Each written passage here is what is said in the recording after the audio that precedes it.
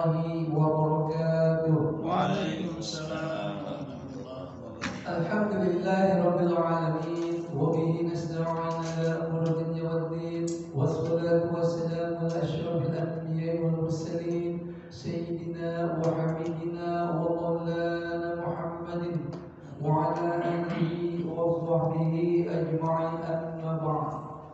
Puji syukur senantiasa kita panjatkan kehadirat Allah Subhanahu wa taala, tentunya atas berbagai macam nikmat dan karunia-Nya, terutama nikmat iman wal Islam, nikmat sehat walafiat, nikmat panjang umur, juga nikmat kesempatan, sehingga pada pagi hari ini kita masih melaksanakan kewajiban kita, yaitu sholat subuh secara berjamaah yang sudah kita lakukan dan akan dilanjutkan dengan kajian.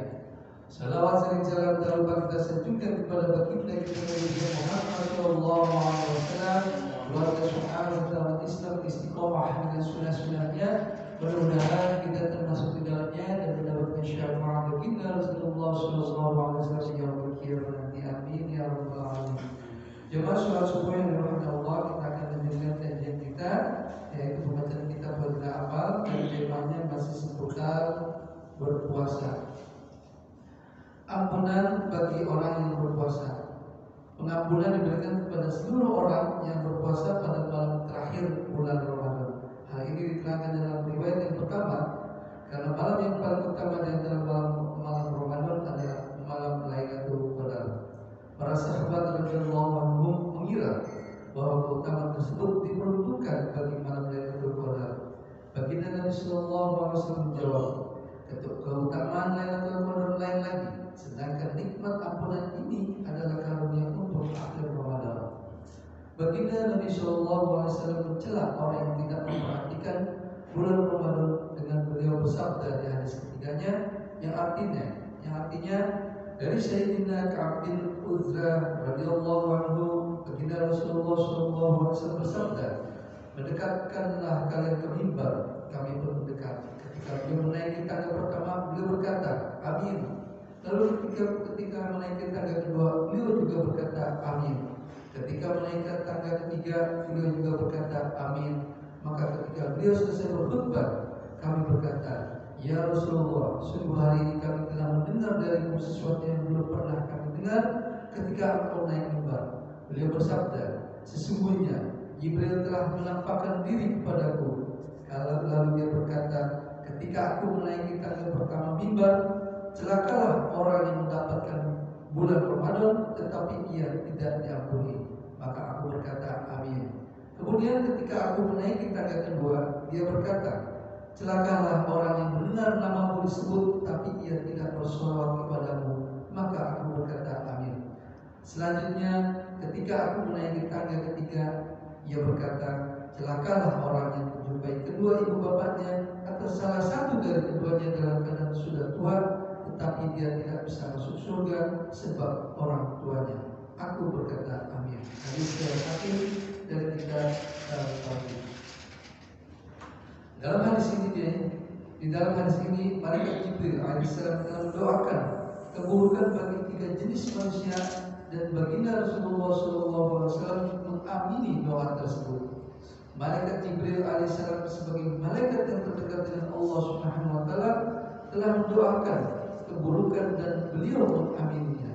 Sangat jelas betapa kerasnya doa tersebut. Hanya dengan rahmatnya kita dapat terhindar dari perbuatan-perbuatan itu dan terselamat dari doa-doa tersebut. Jika tidak, kehancuran kita tidak diragukan lagi. Di dalam kitab Nurul Mansur disebutkan bahwa malaikat Jibril alaihissalam sendiri yang berkata kepada baginda Rasulullah SAW, ucapkanlah amin. Maka beliau pun mengamininya. Dari sini dapat kita ketahui dengan jelas betapa pentingnya perkara ini. Orang pertama yang mendapat celaan adalah orang yang melewati bulan Ramadan yang penuh berkah, tetapi ia tidak mendapatkan ampunan Allah Subhanahu wa taala. Ia menghabiskan hari-harinya dengan perbuatan dosa dan kelalaian sehingga tidak memperoleh maghfirah di bulan Ramadan. Jika kita menghabiskan bulan ini dengan perbuatan buruk, maka hal ini dapat menyebabkan kita terhalang dari ampunan Allah Subhanahu wa taala. Jika tidak memperoleh maghfirah Allah Subhanahu wa taala, maka Sungguh kita diragukan lagi kebiasaan kebinasaan kita. Cara mendapatkan ampunan Allah Subhanahu wa taala adalah setelah menunaikan tugas bulan Ramadan yaitu puasa dan tarawih, hendaklah kita memperbanyak istighfar dan bertawab kepada Allah Subhanahu wa taala.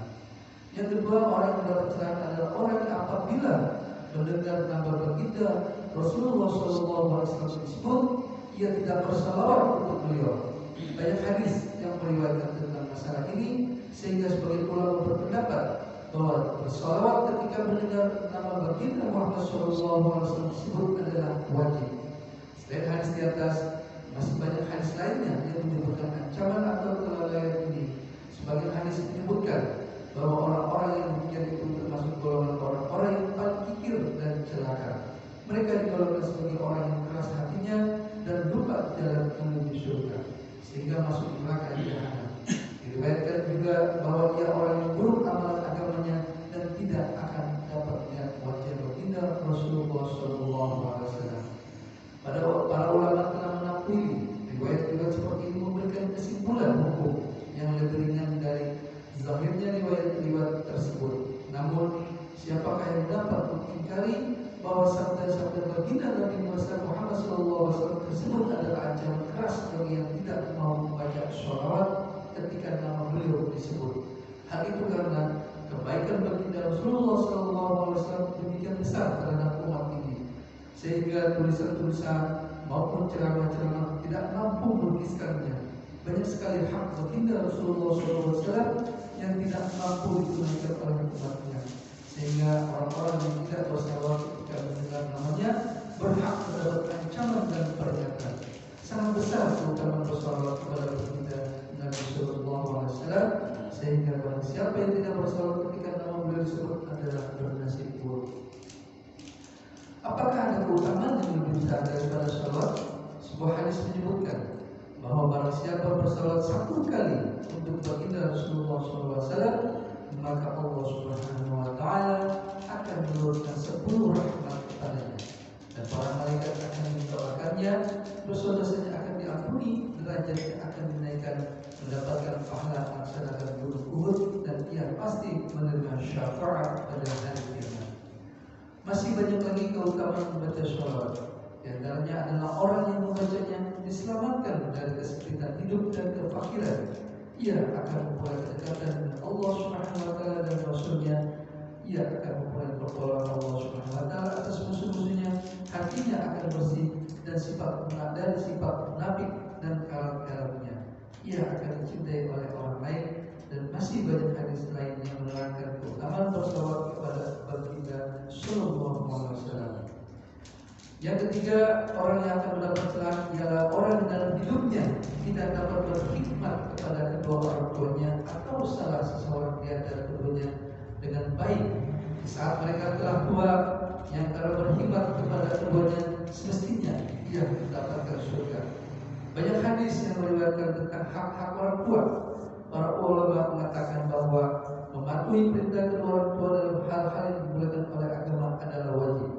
Jangan berbuat tidak sopan terhadap mereka, dan jangan mendatangi mereka dengan sombong. Sekalipun mereka musyrik, jangan meninggikan suara melebihi suara mereka.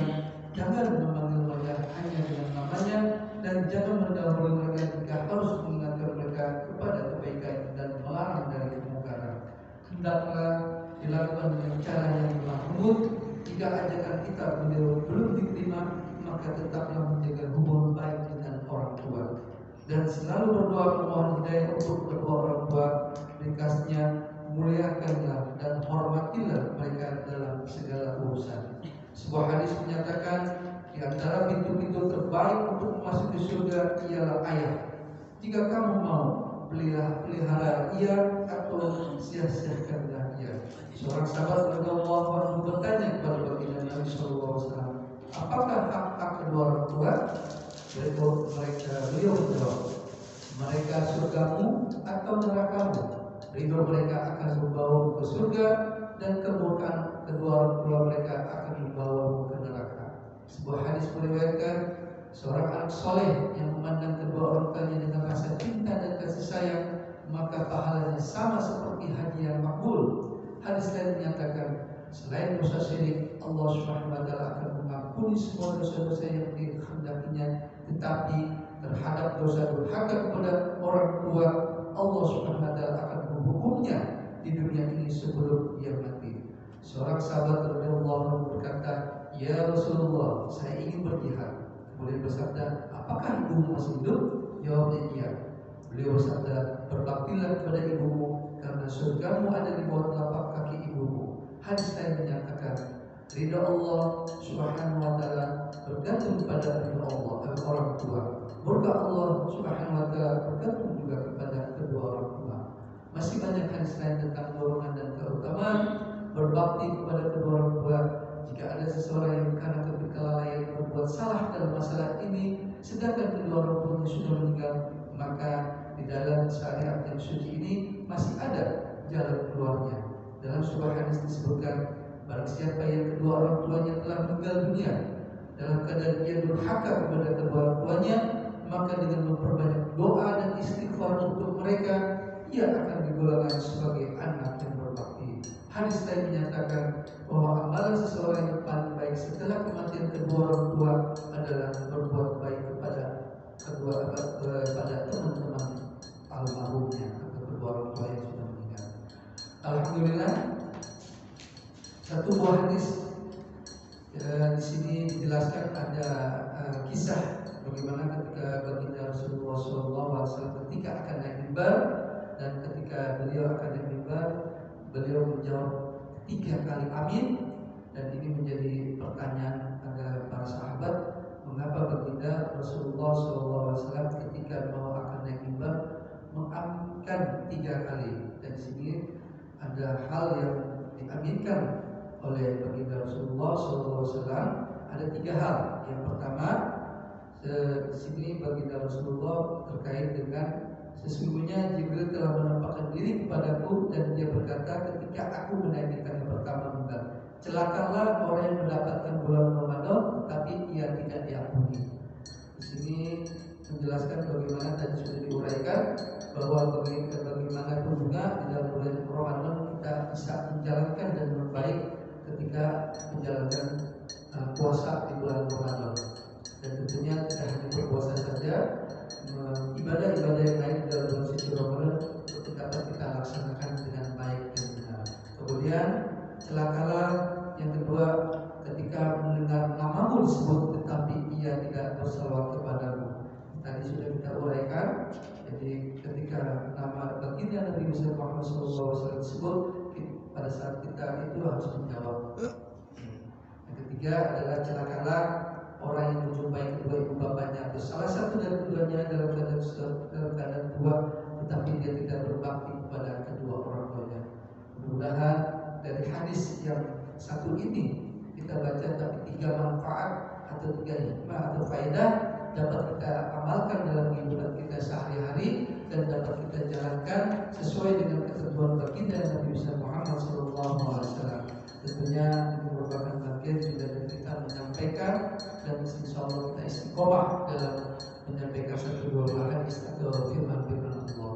Demikian yang dapat kami sampaikan.